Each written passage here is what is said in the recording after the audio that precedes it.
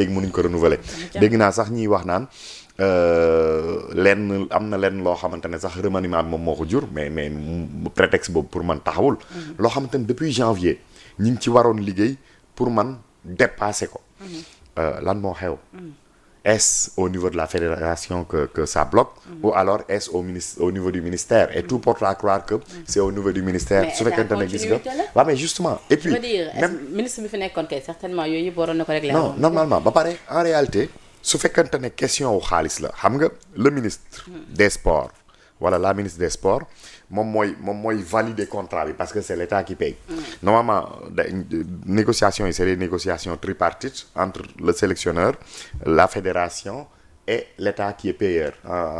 noonu lañ doon doxalee en tout cas léegi normalement fédération war nañ xam grille salariale naatangoo Pape Thiaw yi ñi nga xamante ne tax gagné wuñ coupe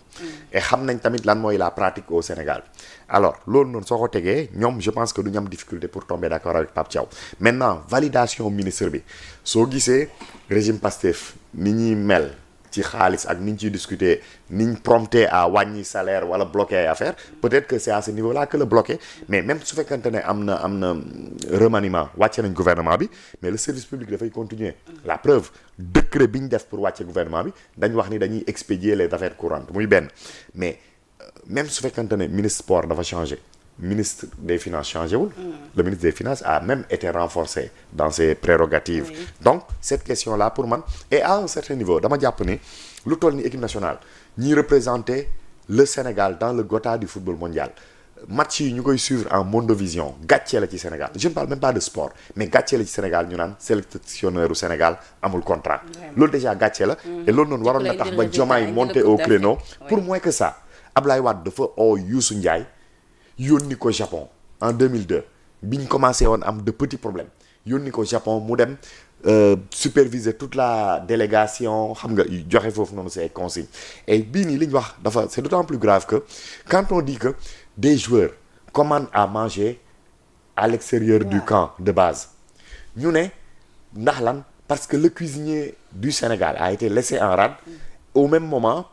les dirigeants fédéraux ñi ngi yóbbaale seen ay njaboot seen ay jabar seen ay xarit ay lu kenn xamul mais non ak ay influenceurs man bañ ma ñu yóbbu influenceurs mais l'essentiel dans la compétition mooy les joueurs ak ñi nga xamante ne dañuy influer directement sur leur performance parce que soo xoolee match bi d'autant plus que li compétition mondiale booy soo xoolee match bi mën nañ ci wax jàngat yu bëree bëri mais lan moo feeñ entre la première mi-temps bi nga xamante ne soo duggee ci réseaux sociaux yi ñëpp dañ doon exclamé wu di wax ni Sénégal mi ngi sax humilier la France tellement niñ maîtriser match bi ak deuxième mi-temps mu daw 15 minutes 20 minutes nga gis ñu am un trou physique mais est-ce que li ñuy lekk mën na ko joxe parce que sport de haut niveau dafa ànd ak diététique dafa ànd ak diététique waaw kay sport de haut niveau dafa ànd ak prise en charge diététique bu wóor pour la récupération pour la régénération yeneen ak yeneen surtout que il fait excessivement chaud là-bas et on avait joué à 14 heures sous plus de 30 degrés 35 degrés la ñuy wax donc loolu noonu dafa laaj diététique boo xamante ne bu lay permettre ngay garder toute ta fraîcheur tout à fait est-ce que du loolu moo nekk à l'origine de la contre-performance parce que da ngay gis benn trou la ñu am ci benn 5 minutes encaissé 2 buts donc mën na nekk mais en tout cas je pense que Diomaye moo war a jël à bras le corps problème yi yëpp ñu réglé ko ndoo benn yoon parce que également dañuy jox hôtel boo xamante ne ay 300 chambres la ñuy wax dafa maanaam hôtel bi comme dëkk mais loolu dafay tax pratiquement ñëpp ñu loger leen ci même hôtel bi mais am na ñoo xamante ne seen présence mën na gêner joueurs yi donc il faudrait que ñu dellu ci orthodoxe bi man su ma doon Diomaye dafay yónni soit quelqu'un boo xamante ne xam na bu baax le milieu sportif ak jox ko ay consignes yu leer nañ wala boog sax mu yónni un colonel de l'armée mu dem mettre de l'ordre ak ñu yóbbaale kii bi foofu noonu seen cuisinier professionnel ak yooyu noonu parce que mais quand même le Sénégal a une carte à jouer et un rang à honorer mënuñ dóor Maroc déjà validé nañ presque seen qualification ay Côte d'Ivoire di ñi ngi nii nekk ci rampe génn ay Ghana ay yeneen équipe et on le leur souhaite man su ma sañoon moom pour moi l'Afrique a une carte à jouer dans cette Coupe d'Afrique Coupe du monde là mais nag le Sénégal rawatina et je pense que malgré cette contre-performance am nañ les moyens pour aller très très très loin. Et j'espère que on aura l'occasion de retrouver la France en demi ou en finale inchallah. Inch'Allah. Je suis optimiste. maa ngi mais ñëwaat nag ci yow ci il faut sport bi quand même génnaguma ci il parce faut que ñu dafa def am ay ay polémique ci am mais Ouais. laata loolu sëñ Fallou da nga ci am commentaire conditions yi joueurs yi di dund ci ñu xëyee tey ci xibaar yi. waaw bon il faut prendre en compte Staff que bi lay wax ñun sax. suñu équipe nationale bi malheureusement comme beaucoup d'équipes africaines les fédérations moyens financiers yi ñuy disposer état yi ñoo leen koy jox parce que elles ne sont pas aussi organisées pour avoir assez de moyens financiers donc comme ni ko Paul di waxee tout à l'heure suñu état yi ñooy doon fay suñu entraîneurs yi bu équipe bi di tukki ñooy jël xaalis jox leen boo rappelé woo Aliou Cissé bi muy jël Coupe d'Afrique dañ la wax ne il était l'entraîneur le moins bien payé dans la compétition et jàpp ma ne aussi Pape Thiaw mi itam psychologiquement parlant booy entraîner xale yi nga xam ne la ëpp xaalis doo concentré wu. Pape Thiaw aussi c'est la même chose Pape Thiaw aussi jàpp naa ne ba léegi nii il n'est pas bien payé par rapport au niveau bi Sénégal am donc loolu benn la beneen bi tam ñuy jouer une coupe du monde boo xam ne dafa am particularité mooy les États-Unis dañu teg ay conditions yoo xam ne ay modalités yoo xam ne équipe yi mënuñu ànd ak ñi ñu bëgg a ànd ak ñëpp par exemple aujourd'hui 12e Gaïndé demul Alécas demul donc xëy na man foofu laay dugal cuisinier bi demul jàpp ma ne fédération am nañ ko war a dem si cuisinier bi ñu ne ko doo dem parce que dañu yóbbu seen njaboot loolu aussi gëm naa ne mauvaise interprétation la maintenant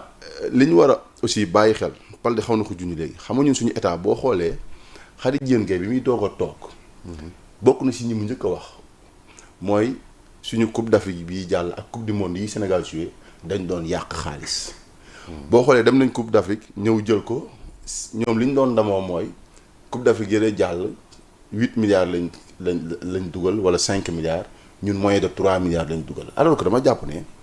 équipe nationale du Sénégal buy dem yow ngay état dafa am lu mu lay indil au-delà de sport parce que dafa am loo xam ne état yi dañ koy fay pour nit ñi xam leen mais Rwanda dafay sponsoriser ay grands clubs pour seen tour feeñ donc état bu Sénégal bu nekkee si ay sakkanal xamul niveau équipe nationale fan lay yóbbu mais Brésil niveau bi ñu àgg mais bokk na football am na lu mu si joué lu bëree bëri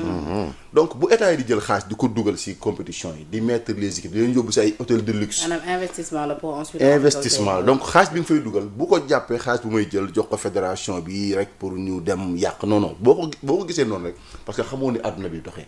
day mel ni une campagne de publicité bu Sénégal war a def jël xaalis bu bëri nag di ko jox équipe am pour que seen tour àgg fenn fi parce que bët bi ñuy xoolee joueurs yi foofu dafa am répercussion bi muy def si ni ñuy xoolee Sénégal donc dañoo war a considérer que suñu joueurs yi ak suñu fédération bi ay ambassadeurs yuy dem di def la promotion du Sénégal la ñu war leen mettre dans de bonnes conditions donc aujourd'hui je pense que le président de la République moo war a xam loolu avec ses conseils ñu jël les moyens yi ñu war a jox leen ko